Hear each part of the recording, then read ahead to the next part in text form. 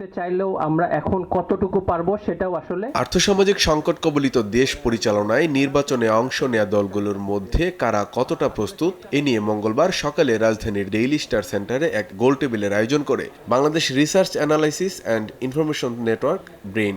বিএনপির ক্ষেত্রেও অনেকগুলাতে নাই আই থিংক।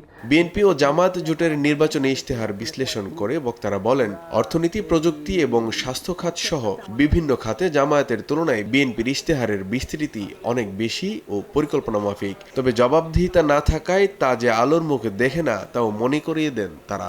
বিএনপির ইশতেহারের যতগুলো সাব থিমগুলো রয়েছে সেখানে কিন্তু এক ধরনের বিস্তারিত কর্ম পরিকল্পনা দেওয়া আছে, যেমন কর্মসংস্থান থেকে শুরু করে। জামাত হচ্ছে যেটা করে গেছে জেনেরিক অনেকগুলো বলে গেছে, they don't know how and when. আপামর জনগণ বিভিন্ন জায়গা আছে বাংলাদেশের, তারা তো এইটার বিষয়ে তেমন সচেতন না, যার কারণে এই ইশতেহারটা যে একটা জবাবদিহিতার দলিল সেটা কিন্তু আর হয় না।